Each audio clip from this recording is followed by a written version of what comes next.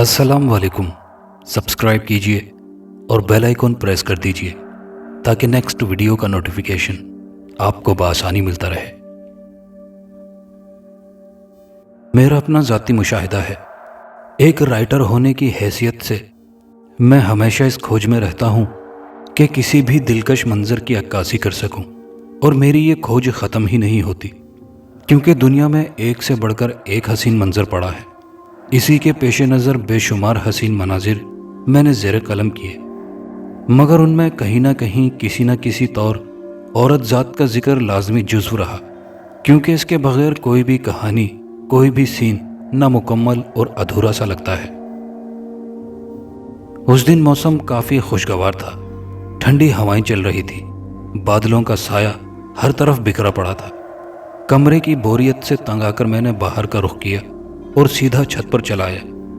एक दिली सुकून सा मेरे रगो पै में सरायत करता चला गया। एक लम्हे के लिए मेरा दिल मुझे इस बात पर आमादा करने लगा कि कमरे में घुसकर बैठना, किताबें पढ़ना, कहानियां लिखना, ये सब के सब फजूल काम है। दुनिया में और भी बहुत सी सरगर्मियां हैं जो एक इंसान के लिए दिलचस्पी का बाइस बन सकती हैं। बहुत सी रौनकें हैं, रंगीनियां हैं, बहारें हैं। मैं उस ठंडी हवा और खुली फिजा में तन्हा झूमने लगा। मैं क्या, मेरा तो अंग अंग झूम रहा था, इस बात से बेखबर कि मैं तन्हा नहीं हूं। मेरी तरह कोई और भी उस हसीन मंजर से लुत्फानंदोज हो रहा था। एक लम्हे के लिए मेरा बदन साकित हो गया, मेरी आंखें चुंधिया सी गई। मैं छत की मुंडेर से टेक लगाए उस हसीन मंजर का तवाफ करने लगा। साथ वाला मकान छोड़कर तीसरे मकान की छत पर एक हसीन पैकर सियाह जुल्फों का लिबादा ओढ़े मेरी तरफ पीट करके खड़ी थी। मेरी आंखों का जाविया उसके वजूद पर मरकूज होकर रह गया था। इतने घने और लंबे बाल कि उसके सारे वजूद को उन बालों ने ढांप रखा था। मुझे शक होने लगा कि यह औरत नहीं हो सकती, बल्कि दूसरी दुनिया से आई हुई कोई मखलूक लगती है। मैं उन काले बालों के दरमियान कोई वजूद तराशने लगा जो मेरी सोचों के ऐन मुताबिक होता, मगर वो बेपरवाह सी मेरी तरफ पीट करके खड़ी रही। हवा को शरारत सूझी और उसके बालों से अटखेलियां करने लगी। जब उसके बाल हवा के दोष पर लहराने लगते तो मेरे दिल के तारों में झंझनाहट सी बजने लगती। मैं भूल ही गया था कि हवाएं चल रही हैं। मौसम खुशगवार, अब्र आलूद, फिजा पर तारी था। कुछ ही देर में बारिश होने लगी। मैं उसकी सियाह जुल्फों में इस तरह खोया कि खुद से भी बेगाना हो गया था। इस बात से बेखबर कि रिमझिम बारिश भी बरसने लगी थी। मेरे ख्यालात की डोर उस वक्त टूटी जब बारिश से लुत्फानंदोज होते हुए उसने अपना रुख़ ज़ेबा मेरी तरफ किया और बजाय नीचे जाने के अपने दोनों हाथ खोलकर बारिश से लुत्फानंदोज होने लगी। जब उसकी शौखियाँ बढ़ी तो वो अपने अतराफ से बेखबर बरसती बारिश में झूमने लगी। मुझे ऐसा लगा कि ये बारिश उसके लिए है, कि बारिश का सारा पानी उसी पर बरस रहा है। अपनी जुल्फों की तरह वो खुद भी भीग चुकी थी। औरत को जिस जाविये से भी देखा जाए वो हसीन ही लगती है। बिखरी हुई जुल्फों में उसका हुस्न और था, और अब सिमटी हुई जुल्फों में कयामत खेज मंजर मेरे जज्बात को बेदार कर रहे थे। मेरे पास कागज़ और कलम नहीं था कि मैं उस हसीन मंजर की अक्कासी करता। मेरे लिए तो ये सब एक ख़जाना था। यह मंजर मेरी कहानियों का हिस्सा बन सकता था। एक ऐसा हसीन मंजर जिसे खुद मैं अपनी आंखों से देख रहा था। जीती जागती हुस्न की देवी मेरे सामने खड़ी थी। यह सब कुदरत की तकसीम होती है। जहां उसकी जुल्फें सियाह और घनी थी, वहां वो भी हुस्न की एक माला थी, गोया कि एक मूर्ति जिसे सलीके से तराशा गया हो। मैं उसके चेहरे के खदोखाल का बगौर जायजा लेने लगा। खंदा पेशानी, बारीक भवें, झिलमिल करती आंखें, सुतुआ नाक, गुलाबी से होंठ, रुखसार पर बहता बारिश का पानी, जैसे किसी आबशार से जंग छिड़ी हो कि हुस्न कहाँ पोशीदा है। उसके बदन को मस करता हुआ बारिश का पानी किसी शराब से कम नहीं था। उसने आंखें फाड़कर मुझे देखा। उसकी आंखों में शरारत भरी थी, जैसे कह रही हो, मेरी तरह तुम भी पागल हो जो बारिश में भीग रहे हो। इसी असना में वो मुंडेर तक गई, नीचे झांककर किसी से कुछ कहा और भागती हुई सीढ़ियां उतरने लगी। सीढ़ियां उतरने से पहले एक बार फिर उसने मुझे पलट कर देखा था, जैसे कह रही हो। जब मैंने अपने दिल पर हाथ रखा तो मुझे आवाज सुनाई दी, हमारा बुलावा तो आ गया है, हम तो चले, अब खुद ही भीगते रहो इस जालिम बारिश में। मैं अपना दिल थाम कर रह गया। क्या ही अच्छा होता اگر یہی باتیں وہ اپنی مترنم آواز سے میرے کانوں میں رس گھول جاتی۔ وہ جا چکی تھی۔ کتنے ارمان جاگ گئے تھے، کتنی حسرتیں بیدار ہو گئی تھیں، کتنی امنگیں تڑپ اٹھی تھی، خواہش انگڑائیاں لینے لگی تھی۔ اسی کے خیالوں میں سرتا پاؤں بھیگ چکا تھا کہ خرخر کی آواز مجھے خیالات کی دنیا سے واپس لے آئی۔ اس کی چھت پر ایک کالی بلی جس کی آنکھیں کسی انگارے کی مانند دہک رہی تھی، چھت کی منڈیر پر وہ آہستہ آہستہ چلتے ہوئے غرا رہی تھی۔ اس کی وہ انگارہ جیسی آنکھیں مجھ پر ہی مرکوز تھی، جیسے میں اس کا اصلی دشمن ہوں اور وہ مجھے ختم کر دینا چاہتی ہے۔ ایک خوف سا میرے رگوں پہ میں دوڑتا چلا گیا۔ چلتے چلتے اچانک سے وہ بلی ٹھہر گئی، پچھلے پاؤں پھیلا کر اگلے پاؤں پر کھڑی ہوئی۔ اس نے اپنا منہ آسمان کی طرف اٹھایا اور عجیب سی آواز میں 2-4 چیخیں بلند کی اور منڈیر سے اتر کر دیوار کی اوٹ میں غائب ہو گئی۔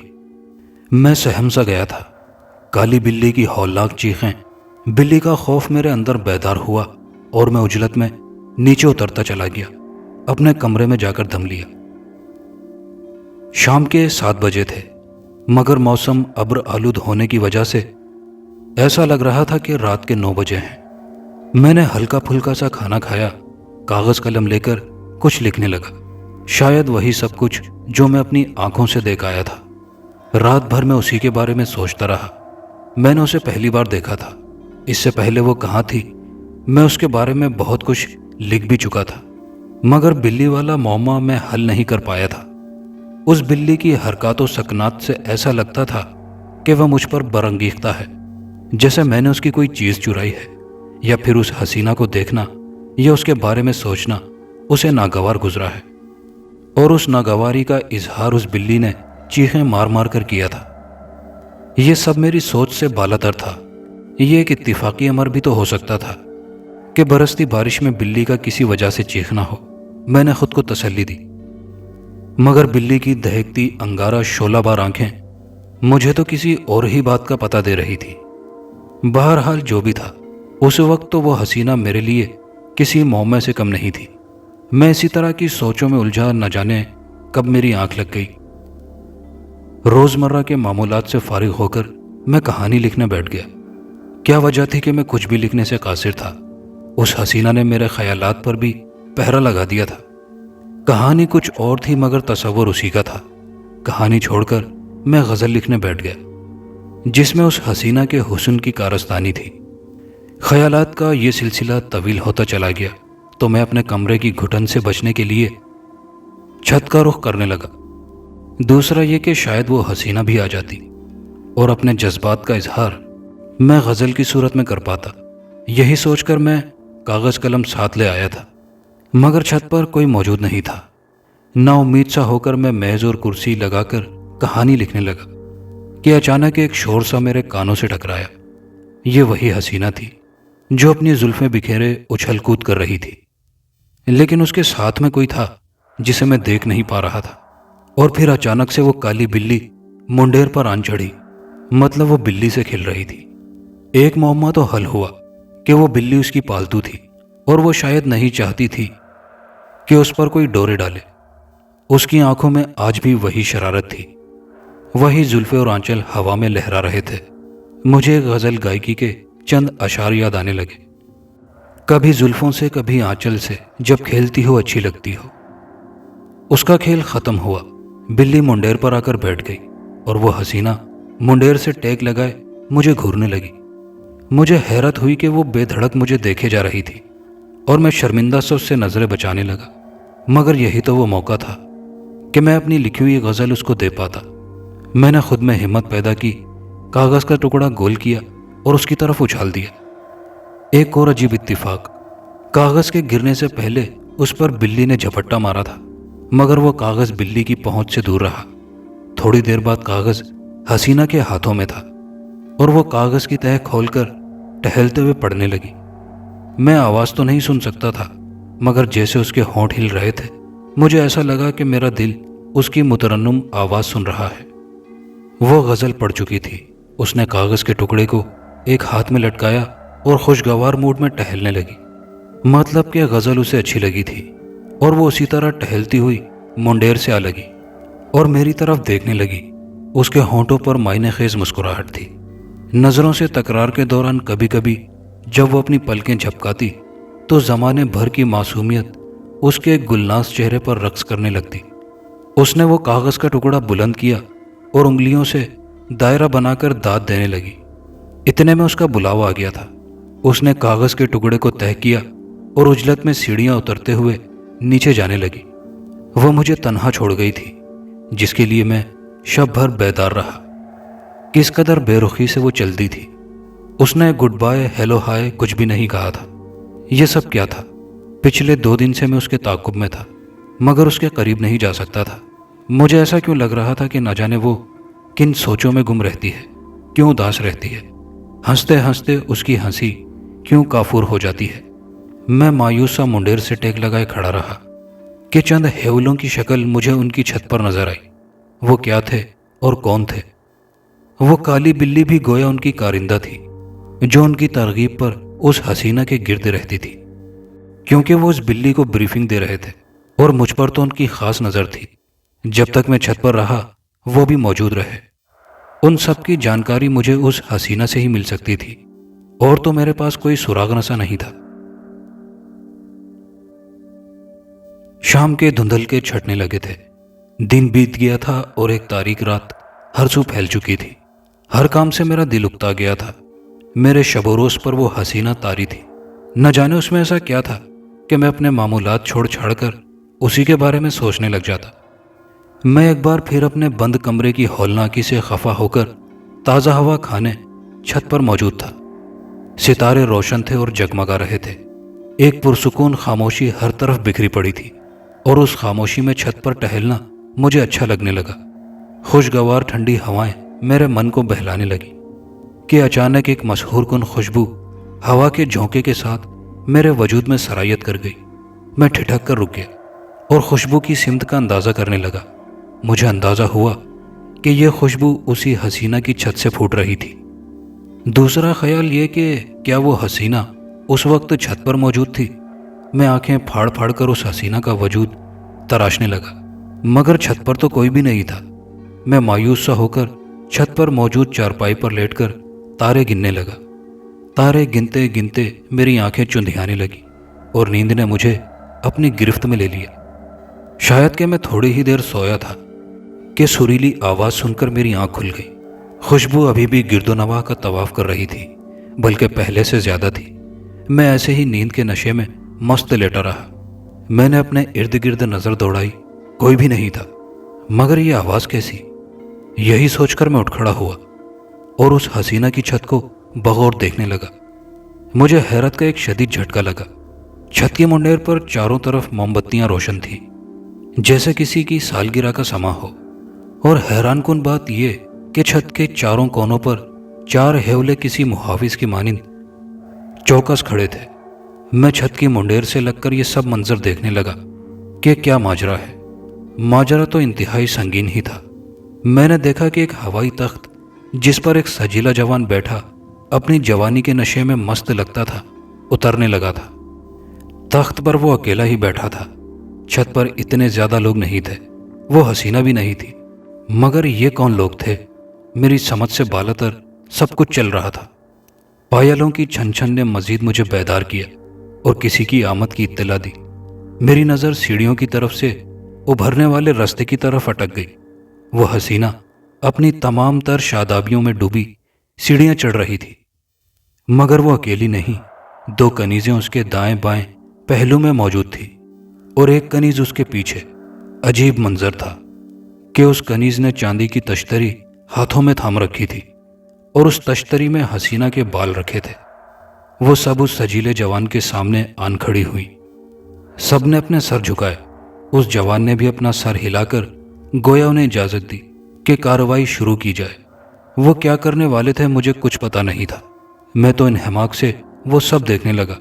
وہ پیچھے ہٹنے لگی اور تخت سے تھوڑے فاصلے پر آ کر ٹھہر گئی۔ اس حسینہ نے رخ میری طرف کیا۔ اس پر نظر پڑتے ہی میرے دل کی دھڑکنیں بے ترتیب سی ہو گئیں۔ کیا یہ وہی حسینہ تھی جسے میں روز دیکھتا تھا؟ بدن پر باریک سا لباس زیب تن کیے ہوئے وہ قاتل نظروں سے مجھے گھور رہی تھی۔ اور مجھے یہ بھی لگ رہا تھا کہ وہ اندھیرے میں مجھے نہیں دیکھ سکتی۔ اس کے سامنے ایک بیسن یعنی ٹب پڑا تھا اور میرے خیال میں پانی سے بھرا پڑا تھا، اور اس پانی کی سطح پر گلاب کی پنکھڑیاں بکھری پڑی تھی۔ کنیزوں نے اسے اشارہ کیا۔ اشارہ پاتے ہی وہ اس ٹب میں اتر گئی اور اس کا چاندی جیسا شفاف بدن اس پانی میں ڈوب گیا۔ اس کی سیاہ زلفیں پانی کی سطح پر تیرنے لگیں۔ میری آنکھوں نے ایسا حسین منظر نہیں دیکھا تھا۔ وہ کنیزیں ہاتھوں میں مگ لیے ٹب کا پانی اس حسینہ کے اوپر انڈیلنے لگی۔ وہ پانی نہیں، شاید کچھ اور ہی تھا، شاید عرق گلاب تھا۔ کافی دیر تک وہ اسی طرح حسینہ کو نہلاتی رہی۔ عمل ختم ہوا تو انہوں نے حسینہ کو باہر آنے کا اشارہ کیا۔ وہ حسینہ اٹھ کھڑی ہوئی۔ میرے جذبات کو بہکانے کے لیے ایک اور منظر میرا منتظر تھا۔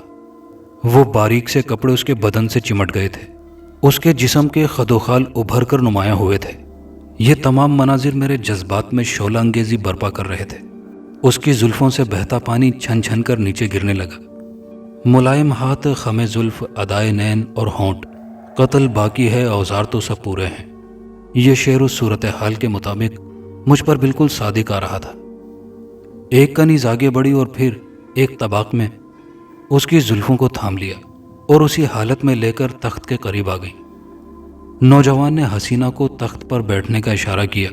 وہ حسینہ تخت پر بیٹھ گئی۔ اتنے میں ایک اور کنیز کچھ ریشمی سے رومال لے کر آن وارد ہوئی تھی اور ریشمی رومالوں سے حسینہ کے بدن پر موجود پانی کے قطرے صاف کرنے لگی۔ اس عمل کے بعد انہوں نے ایک بڑے کپڑے میں حسینہ کی زلفوں کو گوندھ کر قید کر دیا اور کچھ ہی دیر بعد کھول دیا۔ پانی سے سمٹی زلفیں کھل کر بکھر گئیں۔ اس نوجوان نے زلفوں کو چھوا اور زلفوں کی خوشبو اپنے اندر سمونے لگا، اور ساتھ میں وہ کچھ کہہ بھی رہا تھا جسے میں سن نہیں سکتا تھا، جیسے کہہ رہا ہو، بے چین سے دل کو راحت سے مل جائے گی، لب و رخسار سے کھیلنے دو، زلفیں بکھر جانے دو۔ وہ کتنی ہی دیر اس حسینہ کی زلفوں سے کھیلتا رہا اور میرا دل مچلتا رہا۔ اس کا کھیل ختم ہوا۔ اس نے حسینہ کو اٹھنے کا اشارہ کیا۔ حسینہ ایک ادا سے سامنے آ کھڑی ہوئی۔ موم بتیاں بجھنے لگیں۔ محافظ کارندے غائب ہو گئے۔ کنیزیں سیڑھیاں اترنے لگی۔ تخت جس طرف سے آیا تھا اڑتا ہوا واپس چلا گیا۔ سارا منظر ہی آنکھوں کے سامنے سے اوجھل ہو گیا تھا۔ وہ حسینہ تنہا چھت پر کھڑی رہ گئی۔ ایک اداسی سی اس حسینہ کے چہرے پر رقصاں تھی جسے میں اندھیرے میں بھی محسوس کر سکتا تھا۔ اس سارے واقعے سے ایک بات کا اشارہ تو مجھے ملا تھا کہ زلفوں کا کھیل ہے، اور حقیقت کیا ہے یہ سب وہ حسینہ ہی بتلا سکتی تھی۔ میں تنہا کھڑا اس حسینہ کی بے بسی دیکھ رہا تھا۔ دل نے چاہا کہ میں کود کر اس کی چھت پر چلا جاؤں، مگر اس وقت یہ سب مناسب نہیں تھا۔ ان حالات میں اور رات کی اس تاریکی میں اس حسینہ سے نہیں مل سکتا تھا، مگر کل اس سے ضرور ملاقات ہوگی۔ یہی سوچ کر میں سیڑھیاں اترنے لگا اور اس حسینہ کو تاروں کے بیچ تنہا چھوڑ دیا۔ دوسرے دن میں اس حسینہ کی آمد سے پہلے ہی چھت پر موجود تھا۔ رات والے واقعے نے مجھے انتہائی حیرت میں ڈال دیا تھا۔ ایک ناقابل یقین بات تھی، دوسری دنیا کی مخلوق رات بھر کیف و سرور کی محفل مستی میں مست رہی، اور ہم انسان غفلت کی نیند سوتے رہے۔ مجھے انسانیت غافل نظر آنے لگی۔ اگر اس میں اس حسینہ کا دوش نہیں تو سراسر ہماری غلطی ہے۔ ہمیں ان کا مقابلہ کرنا چاہیے۔ میں اس حسینہ کی چھت پر منڈیر سے ٹیک لگائے کھڑا تھا۔ مجھے اس کا انتظار تھا جو کہ ابھی تک نہیں آئی تھی۔ میں آج کچھ سوچ کر اس حسینہ کی چھت پر آن دھمکا تھا۔ مجھے اس سے ملنا تھا، کچھ باتیں کرنی تھی، کچھ پوچھنا تھا۔ رات والا منظر میں بھولا نہیں تھا۔ مجھے جانکاری حاصل کرنی تھی کہ وہ سب کیا ہوا تھا۔ اور پھر مجھے کسی کے اوپر چڑھنے کی آواز سنائی دی۔ مجھے پختہ یقین تھا کہ وہی ہو گیا۔ میں دوسری طرف پیٹ کر کے غافل سا کھڑا رہا تاکہ اس حسینہ کو ایسا لگے کہ میں اس کی آمد سے بے خبر ہوں۔ شاید وہ پہنچ گئی تھی اور حیرانگی میں ڈوبی مجھے دیکھ رہی تھی، مگر میں ابھی بھی اسی طرح رخ پھیرے کھڑا رہا کہ مجھے اس کی آواز سنائی دی، ایکسکیوز می۔ مجھے اس بات کا اندازہ ہوا کہ وہ بہادر لڑکی ہے۔ کسی بھی اجنبی سے سامنا کرنا اسے آتا ہے۔ میں نے پلٹ کر اسے دیکھا۔ مجھے دیکھ کر تم، عجلت میں اس کے منہ سے نکل گیا۔ ہاں میں اپنے دونوں ہاتھ بغل میں ڈالے اور منڈیر سے ٹیک لگائے اس کا رد عمل دیکھنے لگا۔ مگر آپ یہاں کیسے؟ آپ تو وہی ہیں نا، وہ ساتھ والی چھت اور وہ غزل؟ اس نے ادھوری ادھوری سے باتیں کی۔ وہ کافی حیران تھی۔ ہاں بالکل میں وہی ہوں، اتنے دن سے آپ کو دیکھ رہا ہوں، آج موقع ملا تو 4 باتیں کرنے چلا آیا۔ مگر آپ اتنی حیران کیوں ہیں؟ کہ آپ کو میرا آنا پسند نہیں آیا؟ میں نے اس کی پریشانی کو بھانپتے ہوئے کہہ ڈالا، نہیں یہ بات نہیں، مگر کیا آپ کو نہیں لگتا کہ کسی اجنبی کا کسی غیر کی چھت پر اچانک سے چلے جانا کیا معنی رکھتا ہے؟ وہ چلتی ہوئی میرے قریب آ گئی تھی اور میرے ساتھ ہی منڈیر سے ٹیک لگا کر کھڑی ہو گئی اور مجھے دیکھنے لگی۔ آپ کی بات درست ہے، مگر مجھے آپ سے ملنا تھا اور میرے پاس کوئی دوسرا راستہ نہیں تھا۔ میں نے اپنی صفائی پیش کی۔ اوکے، اب آ ہی گئے ہو تو آؤ بیٹھ کر باتیں کرتے ہیں۔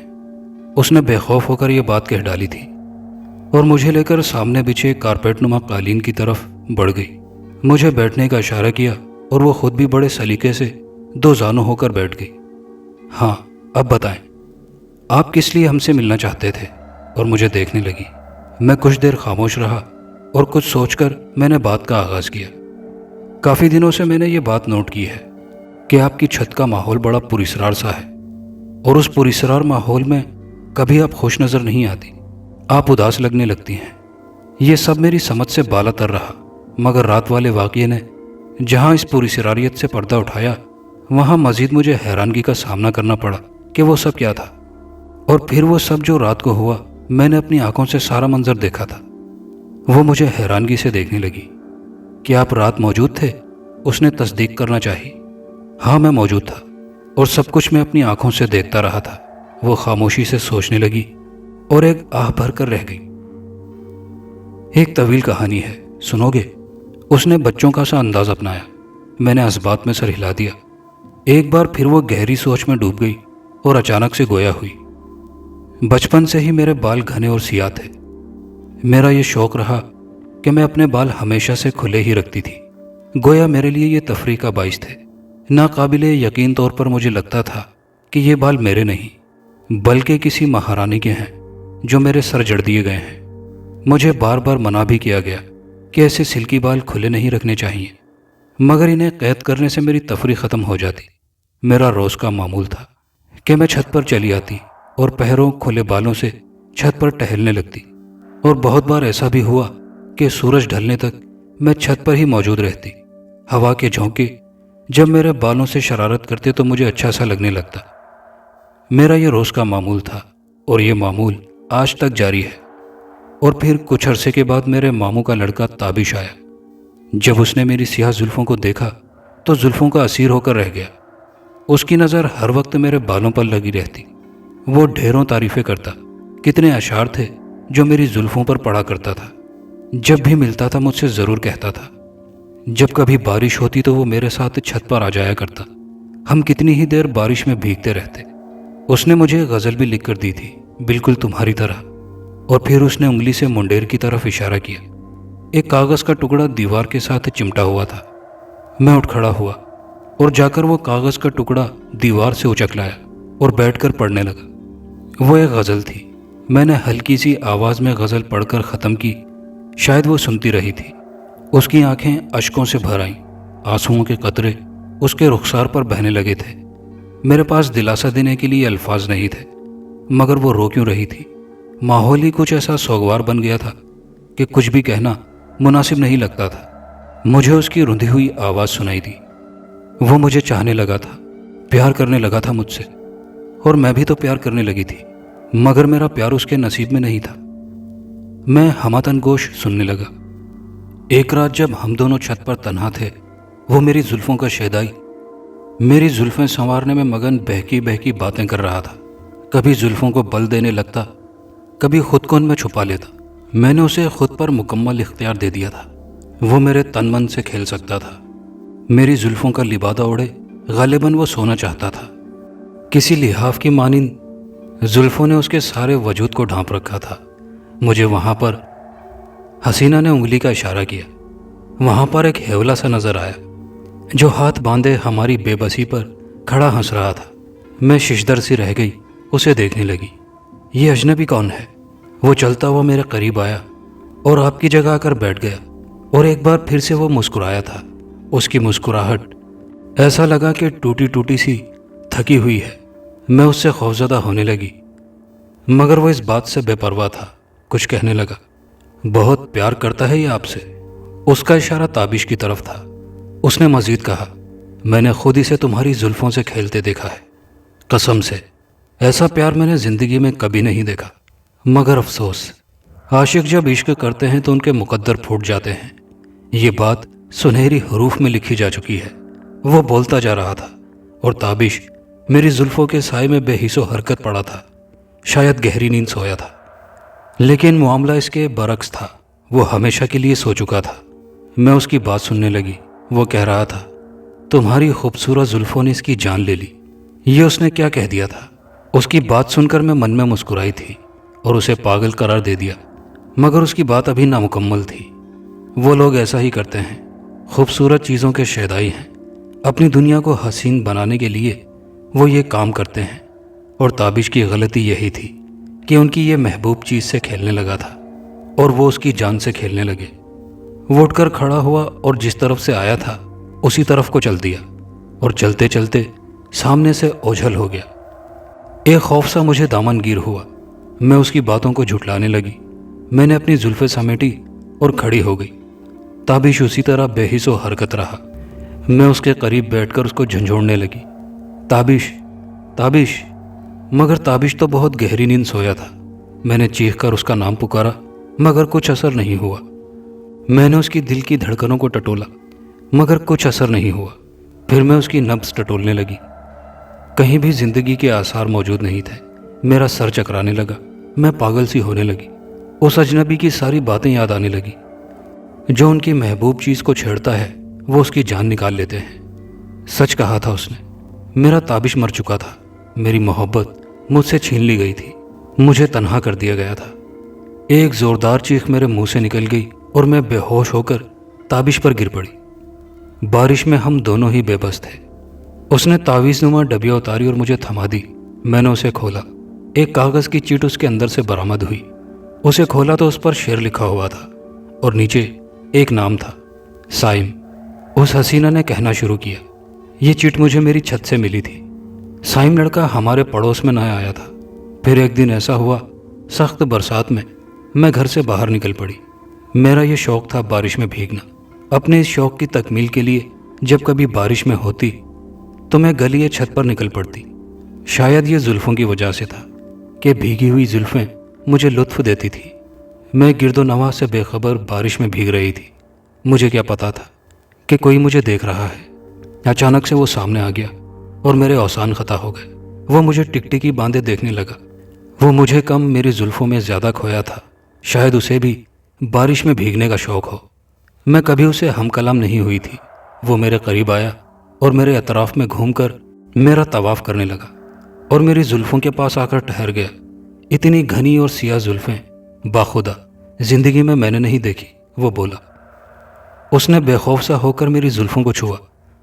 اس کو انجام سے بچانے کے لیے میں نے پلٹا کھایا، مگر انجام میں وہ پھنستا چلا گیا۔ میری بھیگی زلفیں اس کے چہرے سے چمٹ گئی اور وہ مدہوش ہو کر رہ گیا۔ جنون کی اس کیفیت میں اس نے بڑی پیاری بات کہہ ڈالی تھی، کچھ دیر یوں ہی زلفیں پریشانہ سنبھالو، میں دیکھ لوں تو کیا فرق ہے شام و سحر میں۔ بھلا اسے انجام کی کیا خبر تھی؟ یہ تو میں ہی جانتی تھی کہ اس کے ساتھ کیا ہونے والا ہے۔ اس سے پہلے کہ وہ بھی میری زلفوں کا نشانہ بن جاتا، میں وہاں سے بھاگ کھڑی ہوئی۔ اپنے دروازے سے پلٹ کر میں نے اسے دیکھا، وہ مدہوشی میں ہی کھڑا تھا۔ شاید میری موجودگی کا احساس ابھی بھی اس کے اندر باقی تھا۔ میں نے ایک آخری حسرت بھری نظر اس پر ڈالی اور دروازہ بند کر دیا۔ مجھے یہ سوچ دامن گیر تھی کہ شاید وہ کل صبح کا سورج نہیں دیکھ پائے گا، مگر مجھے حیرت ہوئی کہ تابش اور آپ کی طرح وہ بھی ایک کاغذ کا ٹکڑا لیے چھت پر میری آمد کا منتظر تھا، اور میں جیسے ہی چھت پر پہنچی اس نے وہ کاغذ کا ٹکڑا میری طرف اچھال دیا۔ حسینہ کی انگلی کا اشارہ میرے پیچھے دیوار کی سمت تھا اور ایک کاغذ منڈیر کے ساتھ ایک چسپاں تھا۔ میں وہ اتار لایا اور پڑھنے لگا۔ اس میں بہت خوبصورت اشعار لکھے ہوئے تھے۔ اس کاغذ میں لکھی مایا ناز غزل پڑھ کر مجھ پر ایک سکتہ طاری ہو گیا۔ میں نے بار بار اسے دہرایا۔ مجھے حسینہ کی آواز سنائی دی۔ دوسرے دن ہی تابش کی طرح سائم بھی مجھے چھوڑ کر چلا گیا۔ उन लोगों ने उसे भी मार डाला था। बहुत प्यारा था वो। मेरी तो उससे कोई बात भी नहीं हुई थी। बस वही एक बरसात थी जिसमें हमारा सामना हुआ। कसूर उसका सिर्फ इतना था कि मेरी जुल्फ़ों को छुआ था। उनकी खुशबू अपने मन में बसाई थी। शायद मुझसे प्यार भी करने लगा हो, ये मैं नहीं जानती। इतना कहकर वो खामोश हो गई, मगर फिर अचानक से गोया हुई। लगता है अब आपका नंबर है। ये सुनकर मैं दहल सा गया। मेरा नंबर क्यों? मैंने तो तुम्हारी जुल्फ़ों को नहीं छुआ, सिर्फ देखा ही तो है। मैंने उसकी बात को रद्द किया और ख़ुद को तसल्ली दी। हाँ, शायद तुम बच जाओ। उसने सिर्फ इतना ही कहा। वो कल रात वाला क्या सीन था, वो तो तुमने बताया ही नहीं। वो गोया हुई। कल रात वो मेरे बालों को स्नान कराने आए थे। अगर मुझे लोगों की ज़िंदगी बचानी है तो अपने बालों की बलि देनी होगी। वो मेरी जुल्फ़ों को चाहते हैं। कल रात वो फिर आएंगे और मुझसे मेरी जुल्फ़ें छीन ली जाएंगी। इतना कहकर वो उठ खड़ी हुई। मैं भी खड़ा हो गया। वक्त बहुत हो गया है, अब तुम जाओ। शायद वो मुझसे दूर रहना चाहती थी, इसलिए सीढ़ियों की तरफ बढ़ गई और मैं भी दीवार फलांगता हुआ अपनी छत पर आ गया। एक आखिरी नज़र उसकी छत पर डाली और सीढ़ियाँ उतरता हुआ अपने कमरे में आ पहुंचा। कमरे में आकर रोशनी में देखा तो एक सियाह लंबा बाल मेरे दामन से चिमटा हुआ था। मैंने उसे खुद से जुदा किया और उसकी लंबाई नापने लगा। काफ़ी लंबा था, मगर ये बाल तो कातिल है। झट से मैंने उसे दूर फेंक दिया और सोने के लिए बिस्तर पर दराज हो गया। जल्द ही नींद ने मुझे अपनी आगोश में ले लिया था। सुबह दिन चढ़े मेरी आंख खुली। खुद को बोझल बोझल सा थका हुआ पाया। बिस्तर से उठने की कोशिश की तो नाकाम रहा। यह क्या हुआ मुझे? मैं ऐसे ही लेटा रहा। मेरा सारा बदन दुखने लगा। मैंने वो सारा दिन कमरे में गुजार दिया। शाम को भी यही कैफियत रही। कुछ देर के लिए छत पर भी गया, मगर जल्द ही वापस लौट आया। मुझे याद आया कि रात को वो लोग आएंगे। मैं देखना चाहता था कि वो क्या करते हैं। शाम का खाना खाया और बिस्तर पर दराज हो गया। मैं सोना नहीं चाहता था, मगर एक अनजानी कुव्वत ने मुझे सोने पर मजबूर कर दिया और मेरी आंख लग गई। मैं पूरी रात आराम से सोया। सुबह मेरी आंख खुली। मैं उजलत में उठकर बैठ गया और आंखें मलने लगा। मुझे कुछ याद आया कि रात को छत पर जाना था। जाने मुझे क्या सूझी, मैं ऐसी हालत में ही छत की तरफ भाग खड़ा हुआ। मैं छत पर पहुंचा तो मुझे वो नजर आई। दूसरी तरफ रुख करके खड़ी थी, मगर ये क्या, एक चादर उसके सर पर मौजूद थी और ऐसा लगता था कि उस चादर के नीचे उसकी घनी सियाह जुल्फें नहीं हैं। मैं दीवार फलांगता हुआ उसकी छत पर जा पहुंचा। मैंने उसे आवाज़ दी। वो मेरी तरफ पलटी और मुझे देखते ही उसकी आंखों में आंसू आ गए। मैं शर्मिंदा सा नीचे देखने लगा। उसके रोने की आवाज़ मुझे सुनाई दी। वो फूट फूट कर रोने लगी थी। न जाने उसे क्या सूझी कि वो भागकर मेरे गले लग गई। मुझे बदस्तूर उसकी सिसकियां सुनाई देने लगी। वो रोए जा रही थी और मेरे पास अल्फाज नहीं थे कि मैं उसे दिलासा दे पाता। उसे रोने दिया। मेरी नज़र उसके सर पर पड़ी तो हैरत का एक शदीद झटका लगा। उसके सर पर एक बाल भी नहीं था। मुझे उस मासूम सी लड़की पर तरस आने लगा। उसका सारा हुस्न उसकी जुल्फों में पोशीदा था, जिन्हें उससे छीन लिया गया था। मैंने उसे खुद से जुदा किया। वो मुझसे नजरें नहीं मिला पा रही थी। इससे पहले कि मैं कुछ बोलता, वो भागती हुई नीचे की तरफ चल दी और मैं छत पर तन्हा खड़ा रह गया था। अच्छा नहीं हुआ था उसके साथ, मैंने खुद से कहा, और वापस अपनी छत पर आ गया। मैं अपनी छत पर ही टहलता हुआ उसके बारे में सोचने लगा। कितने जालिम लोग हैं वो। एक मासूम की जिंदगी में आग लगा दी। उन्हें जरा भी तरस नहीं आया। शायद उनके सीने में दिल नहीं था। इस वाक़ये को अरसा बीत गया और फिर कभी मेरा सामना उस हसीना से ना हो सका। मगर अब जब भी मैं शुमाइला को देखता हूं तो मुझे कहना पड़ता है, घनी जुल्फों के साए में चमकता चांद सा चेहरा, तुम्हें देखूं तो कुछ रातें सुहानी याद आती हैं। दोस्तों, कहानी अच्छी लगी हो तो वीडियो को लाइक शेयर ज़रूर कीजिएगा। कमेंट बॉक्स में अपनी राय का इजहार कीजिएगा। चैनल पर नए आने वाले दोस्तों से गुजारिश है कि चैनल को सब्सक्राइब कर लीजिए। शुक्रिया।